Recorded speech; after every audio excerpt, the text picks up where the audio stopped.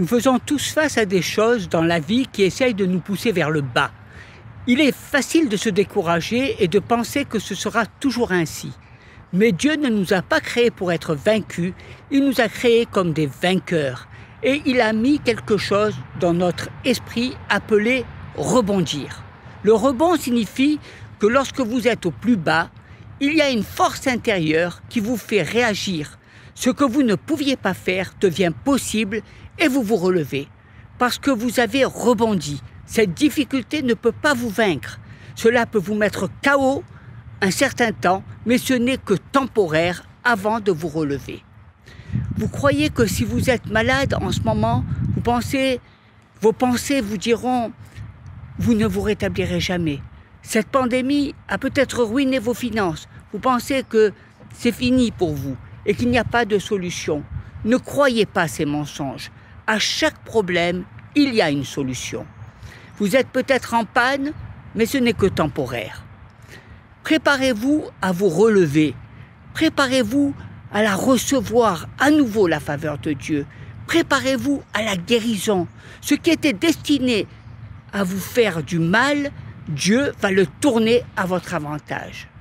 Le prophète Michée, chapitre 7, verset 8, dit « Ne te réjouis pas à mon sujet, mon ennemi, car si je suis tombé, je me relèverai. » Il ne se plaignait pas du problème, il n'était pas découragé d'être renversé.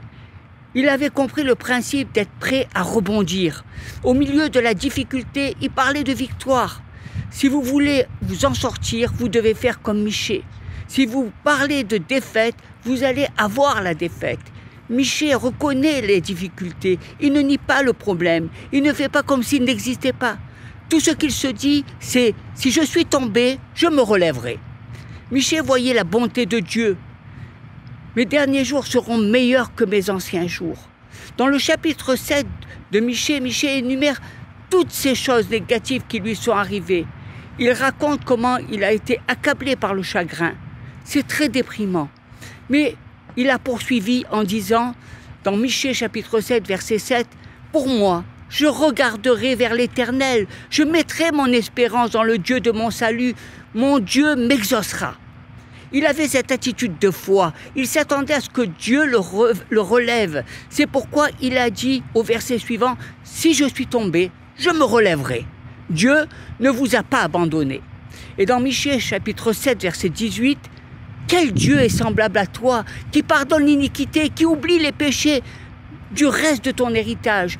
Il ne garde pas sa colère à toujours, car il prend plaisir à la miséricorde. » Et David a dit dans le psaume 40, au verset 2 et 3, « J'avais mis en l'Éternel mon espérance et il s'est incliné vers moi. Il a écouté mes cris, il m'a retiré de la fosse de destruction, du fond de la boue. Il a dressé mes pieds sur le roc, il a affermi mes pas. » Préparez-vous à vous relever. Beaucoup de personnes prient pour recevoir un miracle dans leur vie. Mais nous devons réaliser que nous pouvons être nous-mêmes un miracle pour quelqu'un d'autre. Soyez une bénédiction pour quelqu'un chaque jour. Selon notre attitude, nous pouvons apporter quelque chose de bon autour de nous. Nous pouvons encourager, nous pouvons aider, nous pouvons être gentils. Nous pouvons devenir le miracle qu'attend une autre personne. Notre joie provient de la mise en application des dons de Dieu. Et je pense que si beaucoup de personnes ne sont pas heureuses aujourd'hui, c'est parce qu'elles se focalisent sur leurs fardeaux, sur leurs difficultés ou sur leurs besoins. Mais nous devons être focalisés sur le Seigneur. Nous devons chercher à être une bénédiction pour les autres. Quand vous vous levez le matin, faites cette prière. « Seigneur, montre-moi quelqu'un à qui je peux apporter du bonheur ou de l'encouragement. Montre-moi quelqu'un qui vit une difficulté afin que j'apporte la solution à ses problèmes. » Vous devez prendre conscience que vous pouvez être cette personne que Dieu a choisie afin que sa bonté se manifeste. Il ne parle pas forcément de quelque chose de très grand, mais d'un sourire ou d'un encouragement. Rappelez-vous de ce principe, vivre pour donner. Vous êtes porteur de la bénédiction de Dieu et chaque jour, vous devriez sortir de chez vous avec une bénédiction à apporter à quelqu'un d'autre. Cette personne peut être votre époux, votre enfant, votre voisin ou même un étranger. N'attendez pas la Noël ou l'anniversaire pour apporter de la joie autour de vous. Chaque jour, vous êtes une bonne nouvelle pour votre entourage et vous devez manifester l'amour que vous avez pour eux. Chaque jour, vous devez leur dire combien vous êtes attaché à eux. C'est à cela que le Seigneur nous appelle. Soyez cette bénédiction qui apporte de la joie, qui apporte du soutien, qui apporte la vie. Dites aux personnes que vous aimez combien elles comptent pour vous. Soyez bons avec ceux qui vous entourent. C'est exactement cela que le monde a besoin. Soutenez votre entourage. Ne sous-estimez pas l'impact de votre attitude sur ceux qui vous entourent. N'avez-vous pas remarqué combien il est facile de se décourager lorsque vous rencontrez une personne qui est découragée et qui vous raconte tous ses problèmes? Mais vous portez en vous quelque chose de spécial. Vous ne pouvez pas être découragé, car vous avez le plus grand. Dieu est avec vous. Et Dieu vous appelle à encourager ceux qui ont les bras baissés, à apporter une parole d'espoir, de soutien, qui va permettre à cette personne de sortir de son problème. Dieu vous a choisi pour apporter la joie et le réconfort autour de vous. Et je crois que le monde en a beaucoup besoin. Il y a tellement de personnes qui sont seules, qui souffrent, qui sont abattues, qui vivent dans l'anxiété. Et il y a tellement peu de personnes qui apportent du soutien et du réconfort et de la joie autour d'eux. Cela fait partie de notre mission d'enfants de Dieu. Nous devons être des donneurs, c'est-à-dire des personnes qui donnent, qui apportent ce que Dieu nous a donné, nous a apporté la joie, la paix, l'amour. Nous devons le répandre autour de nous. Cessons d'être des personnes qui veulent toujours recevoir, mais cherchons à être des personnes qui donnent. Cherchons à semer de l'amour, de la joie, de l'encouragement dans la vie de ceux qui nous côtoient. C'est une mission formidable. Nous ne devons plus nous demander comment vais-je être béni, que vais-je recevoir aujourd'hui. Désormais, notre préoccupation est comment puis-je faire pour apporter une bénédiction à quelqu'un d'autre. Dieu nous a choisis afin que nous soyons une bénédiction pour les autres. C'est formidable de se dire que nous sommes appelés à être une bénédiction pour notre prochain. Dieu nous a destinés à bénir et à faire du bien aux personnes qui nous côtoient chaque jour. C'est formidable. Alors chaque matin, notre prière devait être « Père, aide-moi à être un miracle pour quelqu'un aujourd'hui. Aide-moi à être sensible aux besoins des personnes que je rencontrerai aujourd'hui. » Un jour, un homme téléphonait dans une cabine et j'étais assis à côté. Je pouvais voir aux larmes qui coulaient sur ses joues que cet homme apprenait une mauvaise nouvelle. Lorsqu'il raccrocha et qu'il sortit de la cabine, je lui ai demandé s'il allait bien. Et il m'a répondu non, je viens d'apprendre le décès de mon père. Alors je lui ai proposé d'aller prendre un café et de discuter un peu. En apprenant le décès de son père, cet homme s'est tout à coup senti perdu, désorienté. À ce moment-là, il avait besoin de retrouver son calme, de passer du temps avec quelqu'un pour simplement parler. Et j'ai senti que je pouvais être cette personne. Pourtant, j'avais des rendez-vous, mais je n'ai pas regardé à mes occupations. J'ai regardé à la détresse de cette personne et à l'aide que je pouvais lui apporter. Alors, nous avons passé l'après-midi ensemble. Et je l'ai raccompagné à la gare car il devait prendre un train. Ce jour-là, j'ai été la bénédiction que cet homme attendait. Et malgré les rendez-vous que j'ai dû annuler, j'ai ressenti beaucoup de joie dans mon cœur. Je crois que nous pouvons tous être un miracle pour quelqu'un. Et cela nous fait du bien. Cela réconforte notre cœur. Dieu nous demande de réconforter, de soutenir, d'aider notre prochain. Et quand nous mettons en pratique ce qu'il nous demande de faire, alors nous sommes heureux. Les dons de Dieu nous rendent joyeux. L'ennemi essaiera toujours de nous empêcher d'être cette bénédiction. Pourquoi perdrais-je un temps, une après-midi avec une personne que je ne connais même pas? Tu as autre chose de mieux à faire et après tout, cela ne te regarde pas. Mais dans ces situations, Dieu nous parle. Et si nous l'écoutons, alors nous devenons une bénédiction pour quelqu'un. Le livre de la Genèse, au chapitre 18, verset 18, nous dit « Abraham deviendra certainement une nation grande et puissante, et en lui seront bénies toutes les nations de la terre. Plus nous bénissons, plus nous nous épanouissons, Dieu nous bénit pour qu'à notre tour nous puissions bénir. Ne recherchez pas uniquement la bénédiction pour vous, mais cherchez à être une bénédiction pour les autres. Et plus vous bénissez ceux qui vous entourent, et plus Dieu vous bénit en retour, car il voit tout ce que vous faites, même dans le secret. C'est un point essentiel qui est important de comprendre. Lorsque nous bénissons notre prochain, nous sommes nous-mêmes bénis. Jésus nous montre l'exemple. Partout où il allait, il bénissait les personnes, il guérissait les malades et il consolait les affligés.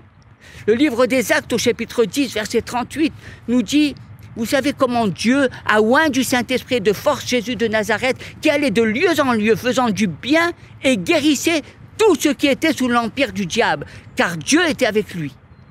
C'est aussi notre ministère. Nous qui sommes enfants de Dieu, Jésus nous a montré l'exemple à suivre et chaque jour nous devons chercher à agir comme lui. Ce n'est pas si compliqué. Nous n'avons qu'à sortir de chez nous et écouter ce que Dieu nous met sur le cœur.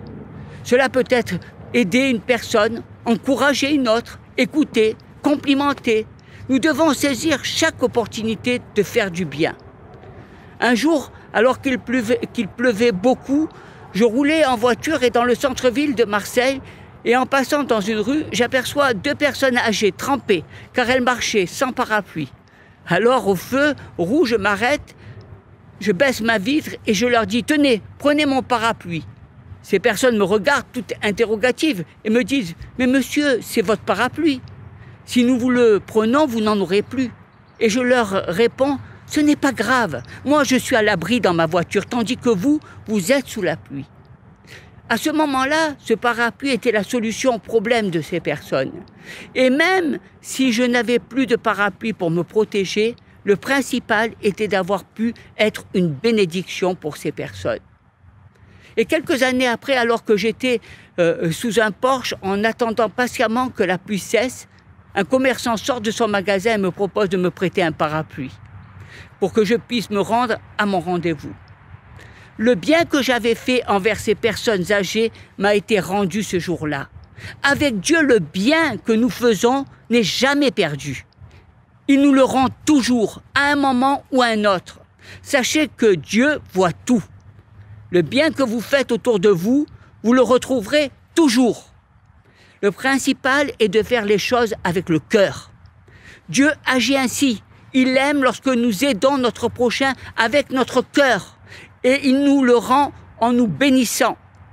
Le livre des Galates, chapitre 6, verset 10, nous dit: ainsi donc, pendant que nous en avons l'occasion, pratiquons le bien envers tous, et surtout avec les frères en la foi. Lorsque vous avez l'opportunité d'être bon, ne le refusez pas, sous prétexte d'être occupé ou que cela vous demande un effort. Ne ratez pas l'occasion d'être une bénédiction pour quelqu'un. Si vous voyez un collègue de travail abattu, ne vous contentez pas de penser: ce n'est pas si grave, il est peut-être dans un mauvais jour, ou alors il est un peu fatigué. Ne pensez pas que cela ira mieux demain et que ce n'est pas votre affaire. Non, prenez du temps et proposez-lui d'aller boire un café, réconfortez-le, encouragez-le et dites-lui des paroles positives. Dieu ne veut pas que nous restions insensibles à la détresse de ceux qui nous entourent. Il nous appelle au contraire à prendre du temps pour les aider. Dieu nous appelle à nous soutenir les uns les autres. Alors ne soyons pas indifférents, insensibles, renfermés sur nous-mêmes, mais bien au contraire, soutenons toutes les personnes que nous voyons dans l'abattement. Les personnes âgées sont aussi des personnes dont nous devons prendre soin. Souvent, elles se retrouvent isolées car nous sommes trop occupés pour prendre soin d'elles. Pourtant, la parole de Dieu nous enseigne qu'il est important d'honorer nos anciens. Cela peut être en allant passer 1 heure ou 2 avec eux, ou simplement en leur téléphonant. Ce n'est pas beaucoup d'efforts pour nous, et cela peut représenter tellement de joie pour ces personnes. Nous devons rechercher à donner aux autres, et non pas seulement rechercher à recevoir. Un jour, des personnes discutaient dans l'église, et l'une d'entre elles disait qu'elle voulait bien venir plus souvent à l'église, mais qu'il n'y avait personne pour l'accompagner et que sa santé lui empêchait de se déplacer seule. Alors, quand un frère a entendu cela, il est immédiatement allé voir cette personne pour lui proposer d'aller la chercher et de la raccompagner chaque dimanche, car cela lui faisait plaisir de la voir à l'église. Et cela a permis à cette personne âgée de pouvoir revenir régulièrement à l'église, comme elle le faisait avant. Pour le frère, cela lui demandait simplement de faire un détour pour aller la chercher. Mais pour elle, cela a tout changé. Elle pouvait de nouveau venir à l'église. Dieu a vu sa détresse et a pourvu en lui envoyant ce frère. Être une bénédiction n'est pas quelque chose de compliqué. Cela demande juste d'être à l'écoute de ce que Dieu nous met sur le cœur. Des actions qui peuvent ne pas nous paraître importantes peuvent signifier beaucoup pour la personne qui reçoit. Le livre de Deutéronome au chapitre 5, verset 16 nous dit « Honore ton père et ta mère comme l'Éternel. Ton Dieu te l'a ordonné, afin que tes jours se prolongent et que tu sois heureux dans le pays que l'Éternel ton Dieu te donne. » C'est intéressant de remarquer que c'est le seul commandement accompagné d'une promesse. La Bible nous enseigne ici ce principe. Nous devons nous occuper de nos parents et cela doit être une joie pour nous. Plus généralement, nous devons prendre soin des anciens car nous pouvons être ce miracle que ces personnes attendaient. De plus, nous aussi, nous deviendrons certainement des personnes âgées et Dieu enverra alors une personne pour prendre soin de nous. Rien ne se perd car Dieu est un Dieu de bénédiction. Le juste retour. Ecclésias chapitre 11, verset 1. « Jette ton pain sur la face des eaux, car avec le temps, tu le retrouveras. » La moindre gentillesse peut vous revenir sous la forme d'une bénédiction bien plus grande. Quand nous aidons notre prochain, quand nous faisons les courses pour une personne qui ne peut pas se déplacer ou que nous lui tondons la pelouse, Dieu sourit, il est content. Ne prenons pas cela comme une corvée, ni comme un travail ingrat, mais au contraire, ayons la joie de pouvoir bénir ces personnes, car en retour, Dieu nous bénit également. J'ai tout autour de moi des personnes très dévouées qui sont prêtes à m'aider. Si j'ai besoin d'un plombier, je sais à qui m'adresser. Si j'ai besoin d'un jardinier, je sais à qui appeler. Et je remercie Dieu pour cela. Ces personnes sont une bénédiction pour moi. Être une bénédiction pour quelqu'un d'autre est un sentiment que Dieu met dans notre cœur. C'est-à-dire que notre dévouement fait partie de notre caractère. Et souvent, nous n'attendons rien en retour. Nous le faisons simplement. Parfois même, nous pouvons aider quelqu'un qui nous a fait du mal. Et cela est la manifestation du véritable amour que Dieu met dans notre cœur. Car il est facile d'aider une personne que nous aimons bien. Mais c'est plus difficile de faire du bien à une personne qui nous a fait souffrir, qui n'a pas toujours été correcte avec nous. Mais Dieu nous appelle à cela. Ce qui est formidable aussi, c'est que si la personne que vous aidez ne peut rien vous donner en retour, Dieu pourvoira et le rendra au centuple. Dieu donne toujours en retour. Sa bénédiction est là. Ses bienfaits sont là. Et ce que l'homme peut apporter, Dieu le multiplie. De la même manière que vous pouvez aider une personne, sachez que Dieu vous enverra toujours quelqu'un pour vous soutenir dans la difficulté et pour vous en sortir. Un jour, alors que j'avais besoin de m'acheter une voiture, il y a quelques années de cela, j'en discutais avec un ami qui, lui, s'achetait souvent des véhicules. Et en parlant, il me dit, si tu veux, je connais bien ce concessionnaire et je peux demander au vendeur de te faire une bonne remise sur le prix. Effectivement, quelques jours après, je me suis rendu chez ce concessionnaire en disant que je venais de la part de cette personne. Et le vendeur m'a tout de suite dit, pas de problème, je vous fais la même remise que je fais à votre ami. Vous voyez, ce jour-là, mon ami a été une bénédiction pour moi. Le livre des Proverbes au chapitre 19, verset 17 nous dit « Celui qui a pitié du pauvre prête à l'Éternel, qui lui rendra selon son œuvre. » Ici, le mot pitié n'est pas à prendre dans un sens péjoratif ni dans un sens d'apitoiement. Souvent, nous considérons que faire pitié veut dire il fait peine, mais il faut le comprendre dans le sens d'aider une personne qui est dans la difficulté. Ainsi, lorsque vous faites quelque chose pour une personne qui en a besoin, cela plaît à Dieu et il vous récompense. Quand vous aidez votre prochain, c'est comme si vous le faisiez eh bien, au Seigneur lui-même. Et Dieu n'est pas oublieux. Il vous rend selon vos œuvres. Et la faveur de Dieu est formidable. Imaginez la joie que peut ressentir Dieu lorsque vous donnez des chaussures à des orphelins ou que vous accompagnez une personne âgée à l'église.